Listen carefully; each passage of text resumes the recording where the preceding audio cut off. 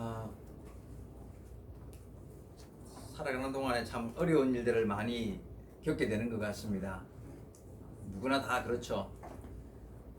우리가 지나온 2년 이상 코로나 때문에 많은 사람들이 온 세상이 사실은 고통을 당했습니다.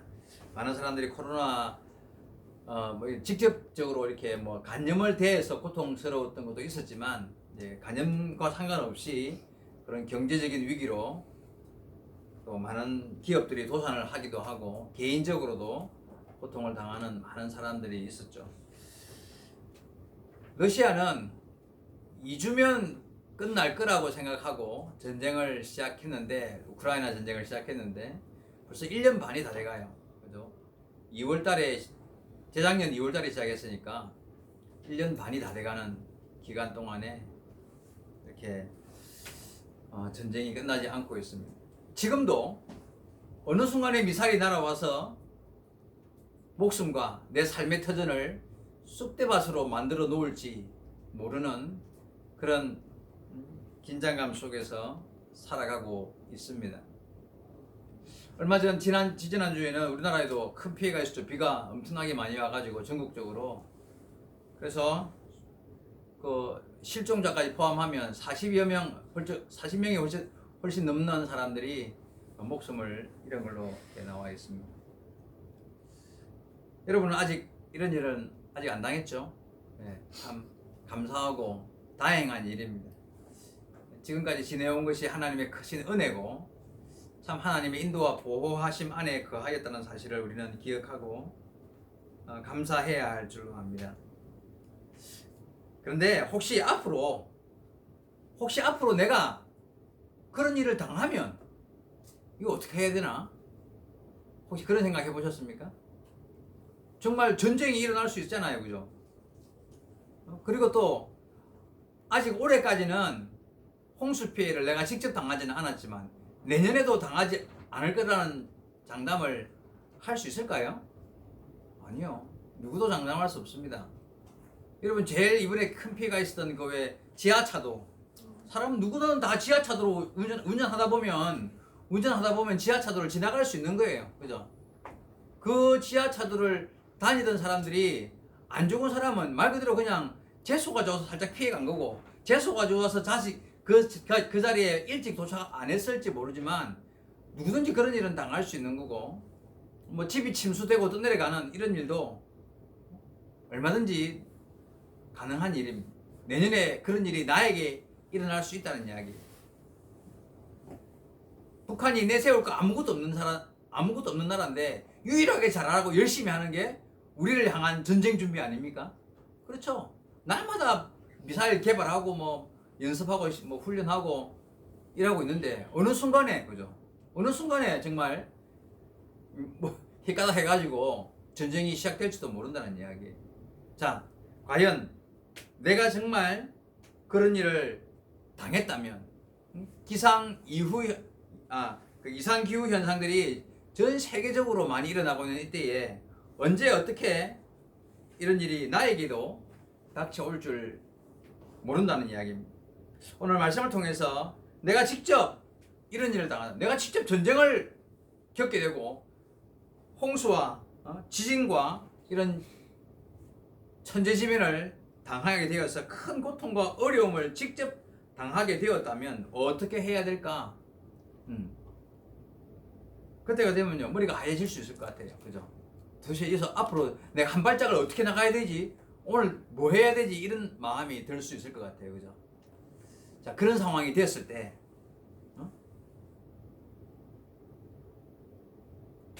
어떻게 해야 되는지 한번 생각해보고 대책을 한번 생각해보는 시간이 되었으면 좋겠습니다. 여러분, 본문에 보면 이스라엘 나라가 크게 망했던 경험이 나옵니다. 이스라엘이 언제 망했습니까? 바로 바벨론이 쳐들어와가지고 전쟁이 일어난 거죠.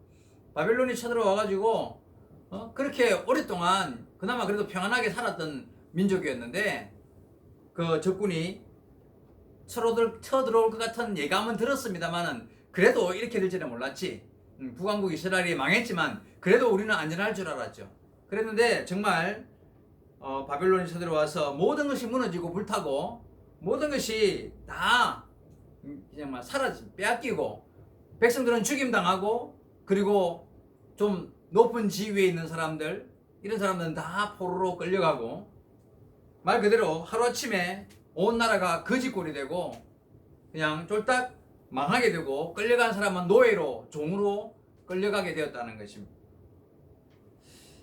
그때까지 전쟁의 위험이 있었을 때에 거짓 선지자들은 뭐라고 예언을 했느냐면 괜찮다. 예? 우리는 선민이고 하나님의 백성된 선택된 백성이기 때문에 하나님이 우리와 함께 하시기 때문에 전쟁은 일어나지 않을 것이고 만약에 전쟁이 일어난다면 우리가 이길 것이다. 이러면서 거짓 선지자들은 괜찮다고 이야기를 했었습니다. 그랬는데 망했습니다. 다 끌려가고 죽임 당했습니다. 근데 끌려갔을 때에도 끌려간 그 자리에서도 거짓 선지자들은 있었어요. 그리고는 그들이 했던 말이 뭔지 압니까? 거기서도 하는 말이 괜찮다. 곧 돌아갈 것이다. 하나님이 우리를 보살피시고 곧 예루살렘으로 돌아갈 것이고 회복될 것이고 우리는 하나님의 선민이기 때문에 하나님의 선한 인도함을 곧 받게 될 것이 조금만 기다리라 하고는 선지자들이 거짓 선지자들이 이야기를 했다는 거죠. 그때 하나님의 종 예레미야 선지자가 이 포로로 끌려가 있는 바벨론에 잡혀가 있는 그들에게 편지를 했어요. 오늘 편지 읽었던 내용이 바로 그 내용입니다.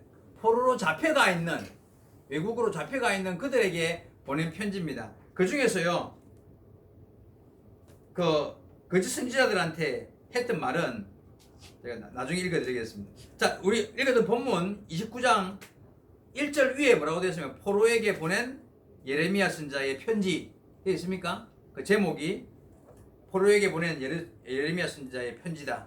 그러니까 이미 바벨론으로 포로로 끌려가 있는 그들에게 예레미야 선지자가 편지를 보내면서 했던 말입니다. 이런 뭐라고 말할 것 같습니까? 여러분 같으면 나라가 망해가지고 포로로 끌려가 있는 우리나라 백성들한테 만약에 일본으로 잡혀갔다. 그들한테 뭐라고 이야기할 수 있을 것 같습니까? 거짓 선지자들처럼 곧 회복될 것이다. 조금만 기다리라. 가방도 풀지 말고 며칠만 있으면 다시 돌아올 것이다. 그런 말 할 것 같습니까? 자, 8절 9절을 보면요. 8절 9절을 보면 예레미야 선지자가 그 거짓 선지자들에서 이렇게 말합니다. 8절 만군의 여호와 이스라엘의 하나님께서 이와 같이 말하노라. 너희 중에 있는 선지자들에게와 점쟁이에게 미혹되지 말며 너희가 꾼 꿈도 고지 듣고 믿지 말라. 내가 그들을 보내지 아니하였어도 그들이 내 이름으로 거짓을 예언함이라. 나 여호와의 말이니라. 그러니까 거짓 선지자들이 하는 말 듣지 말라는 이야기예요.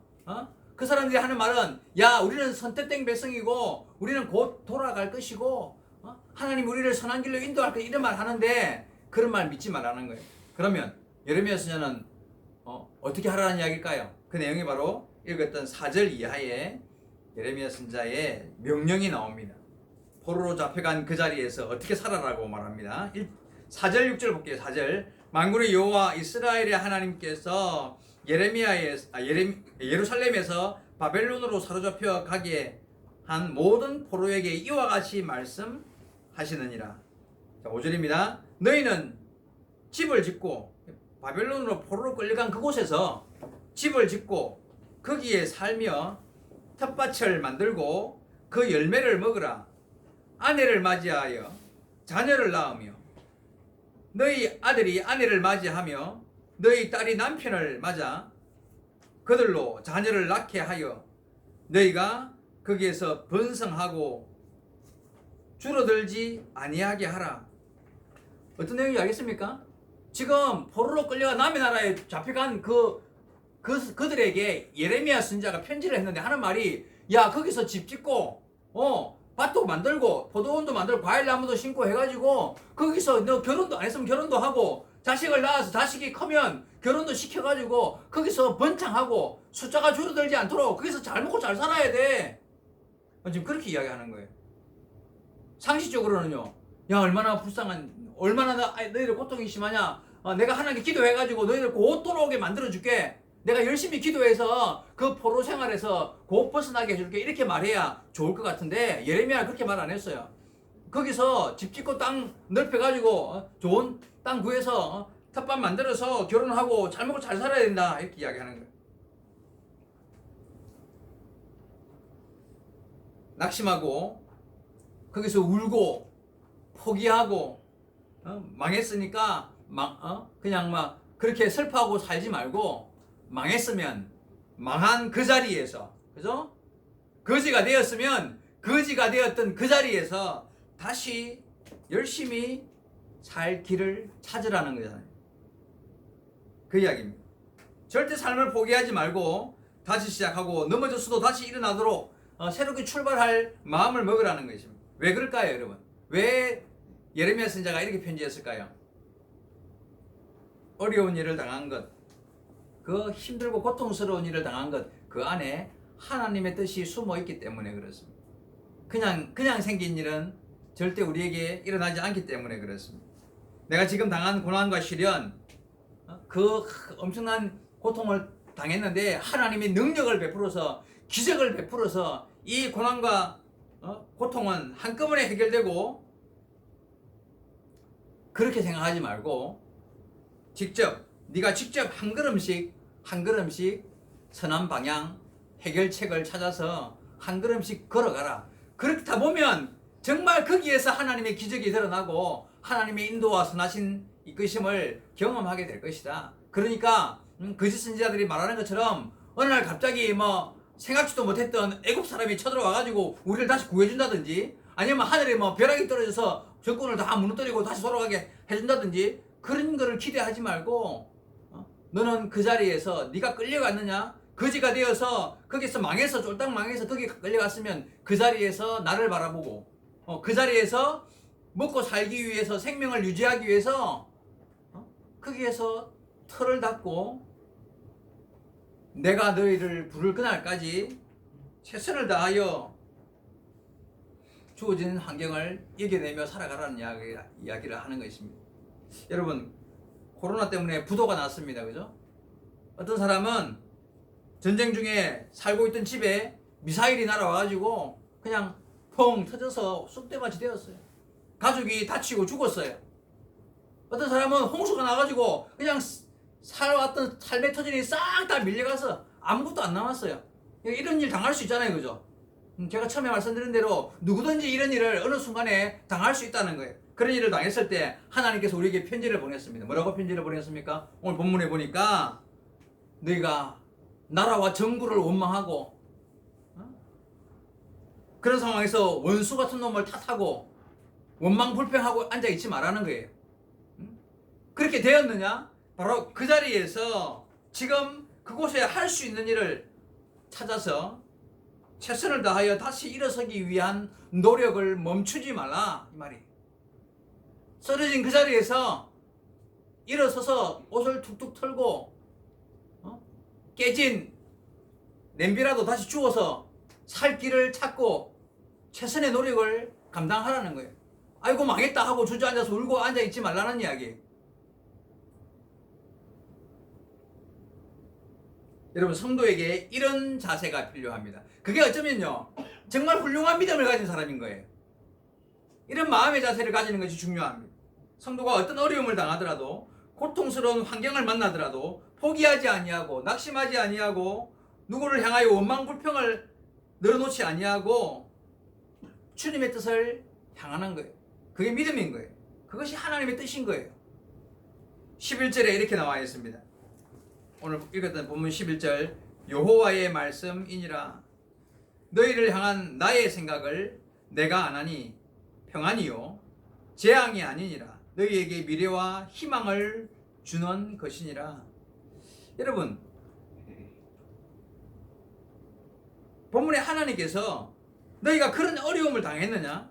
근데 거기에서 이렇게 최선을 다하여 살아라. 거기에서 아까 8절 9절 읽었잖아요. 점쟁이들 말, 그런 거짓 선지자들 말 듣지 말고 10절에 이렇게 나와 있습니다.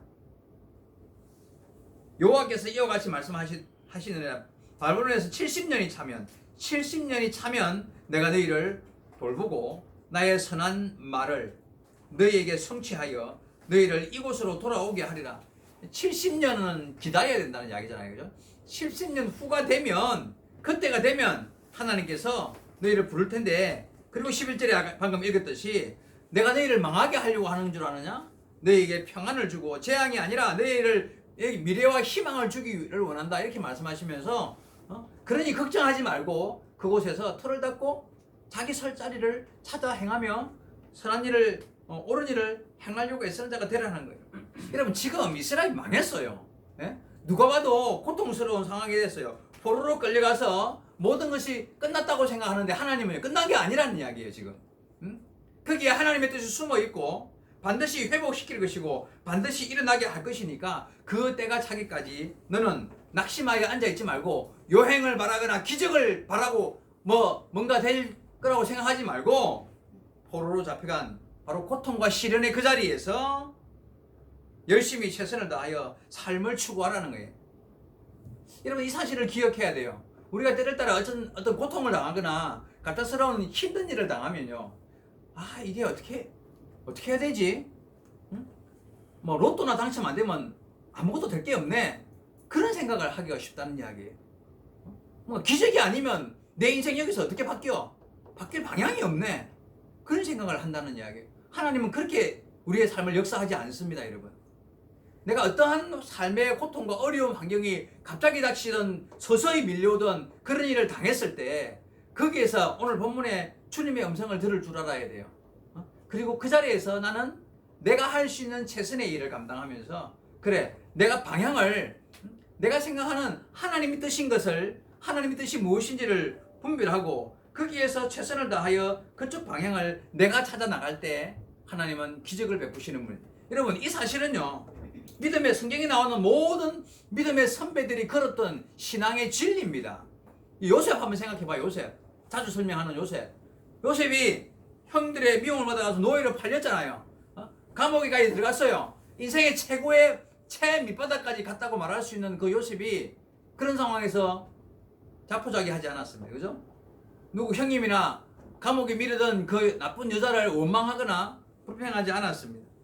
항상 자기에게 주어진 그 자리에서 최선을 다하며 성실하게 자기의 일을 감당하는 삶을 살았다는 이야기예요. 어느 순간 그의 삶이 정말 때가 되니까 기적이 일어나더군요. 그죠? 내가 기적을 기대하고 내가 뭔가 이런 요행을 바라서가 아니라 하나님이 어느 때가 되니까 그를 애굽의 총리로 이렇게 세우시더라는 거예요. 여러분 기적은 내가 원해서 일어나는 게 아니잖아요. 그죠?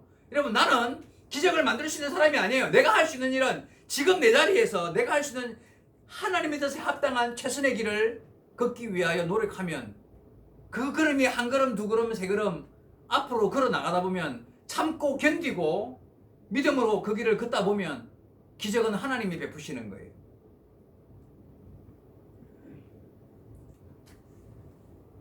성도 여러분 지금 여러분의 상황이 어떻습니까? 요셉 정도 됩니까? 아니면 나라 망한 이스라엘 백성쯤 된다고 생각합니까? 어떤 환경, 어떤 상황에서도 낙심하지 마시기 바랍니다. 오늘 말씀을 힘을 입고 지금 내가 서 있는 이 자리에서 내가 할 일을 찾고 결단하고 그리고 최선을 다하는 성도의 삶이 되기를 주의 이름으로 축원드립니다. 한 가지 더 본문에서 하나님은 이스라엘 백성에게 한 가지를 더 요구하십니다. 12절 이하 14절까지 말씀을 제가 다 보겠습니다. 12절입니다. 너희가 내게 부르짖으며 내게 와서 기도하면 내가 너희들의 기도를 들을 것이요 너희가 온 마음으로 나를 구하면 나를 찾을 것이요 나를 만나리라. 이것은 여호와의 말씀이니라. 나는 너희들을 만날 것이며 너희를 포로된 중에서 다시 돌아오게 하되 내가 쫓아 보내었던 나라들과 모든 곳에서 모아 사로잡혀 떠난 그곳으로 돌아오게 하리라. 이것은 여호와의 말씀이니라. 계속해서 여호와의 말씀이라고 말씀하시면서 지금 12절, 13절, 14절에 뭐라고 말씀하시는 거예요? 내게 부르짖으며 와서 기도하라. 너희의 기도를 내가 들어줄게. 온 마음을 다하여 구하면 나를 찾을 것이고 나를 만날 것이다. 기도하라는 이야기죠. 자, 여러분, 그런 상황에서 지금 두 번째, 하나님이 너희가 해야 될 일이 뭔 줄 아느냐? 기도하는 것이다 라고 이야기하는 것이에요. 하나님은 그 백성이 범죄했기 때문에 매를 들어 때렸습니다. 하지만 때린 것으로 끝나는 것이 아니라 하나님은 반드시 어루만지시고 치료해 주시는 하나님이라는 사실을 기억해야 됩니다. 호세아 6장 1절, 오라 우리가 여호와께로 돌아가자. 여호와께서 우리를 찢으셨으나 도로 낫게 하실 것이요 우리를 씻으셨으나 싸매어 주실 것임이라. 여러분, 기억해야 됩니다. 하나님은 그 사랑하는 백성을 이런 방법으로 키우시고 가르치시고 강하게 만들어 가시는 분이라는 거예요. 때리기도 하시고 치시기도 하시고 직접 찢어 놓으시기도 하신다는 거예요. 근데 그걸로 끝났다는 이야기예요? 아니에요. 반드시 주님은 그렇게 해서 나를 가슴을 아프게 만들고 고통스러운 삶을 경험하게 만들지만, 그러나 주님은 품으시고 안으시어서 꿰매시고 다시 회복시키시는 능력으로 우리의 삶을 그렇게 가르치시고 인도하시는 분이라는 거예요. 그래서 우리는 이 사실을 알고 믿고 낙심하지 말고 해야 할 일이 바로 기도라는 거예요. 그런 상황 속에서 기도를 포기하지 말아야 한다는 거예요. 왜냐하면 기도해야 그걸 통하여 나를 가르치시려고 하시는 하나님의 뜻과 계획이 나에게 이루어질 수 있기 때문이에요. 기도하지 않으면요, 기도하지 않는다는 말 뜻이 뭐예요? 포기했다는 이야기예요. 하나님은 안 계셔 이러면서 그냥 기도 안 한다는 이야기예요. 그런 환경에서 기도가 된다는 것은 하나님의 뜻을 발견하기를 원하고 바른 삶을 찾는다는 거예요. 에스겔 36장 37절에 나와 있는 말씀입니다. 나 주 여호와가 말하노라. 그래도 이스라엘 족속이 이와 같이 자기에게 이루어 주기를 내게 구하여야 할지라. 하나님께서요, 이스라엘 백성들한테 내가 이거 해줄게 이거 해줄게 이거 해줄게 라고 약속을 했다면 그거 내가 기도 안 해도 그 약속이 이루어지겠습니까? 안 이루어지겠습니까? 하나님이 말씀했으니까 이루어질 거 아니에요. 하나님이 약속했으니까. 그런데 뭐라고 말씀하시냐면요, 그래도 이스라엘 족속이 이와 같이 자기에게 이루어 주기를 내게 구하여야 할지라. 내가 약속하고 언약을 하지만 너희는 내가 약속한 내 언약을 그대로 이루어지기를 너희는 기도해야 한다는 이야기예요. 무슨 말 알겠습니까? 네? 기도해야 한다는 거예요. 하나님이 말씀했으니까 내가 뭐 기도 안 해도 하나님 말씀했으면 이루어지는 거지. 그게 아니래요. 하나님의 약속이 나에게 주시는 말씀이 그대로 이루어지기를 나는 기도해야 될 의무가 있다는 거예요. 여러분, 참 믿음을 가진 성도는, 잘 들으십시오. 참 믿음을 가진 성도는 하나님의 말씀을 듣고 기억하고 그 말씀대로 자기에게 이루어질 것을 믿고 기도하면서 자신에게 주어진 삶을 최선을 다하는 사람인 거예요. 다시 말씀드릴게요. 참 믿음의 사람이 누구냐? 하나님의 말씀을 듣고 그 말씀을 기억하고 그리고 말씀하신 대로 언약된 말씀대로 내게 하나님의 마침내 복 주시는 은혜가 내게 임할 줄을 믿고 기도하면서 그 일이 나에게 이루어지기를 기도하면서 최선을 다하여 지금 주어진 일을 감당하는 사람이라는 거예요. 여러분, 그래서 구해야 합니다. 기도해야 합니다. 열심히 하나님을 찾아야만 우리의 삶이 성경에 기록된 복으로 나아갈 수 있는 거예요.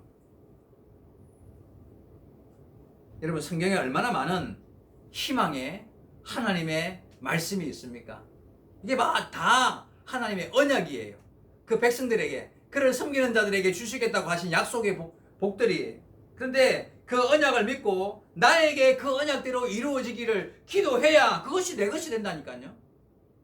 기도하지 않으면 내 것이 아닙니다. 성도의 일이 그래서 기도입니다. 말씀을 따라 순종하면서 기도해야 말씀 속에 약속이 바로 내게 이루어진다는 것을 명심하시는 그런 성도 여러분 되시기 바랍니다.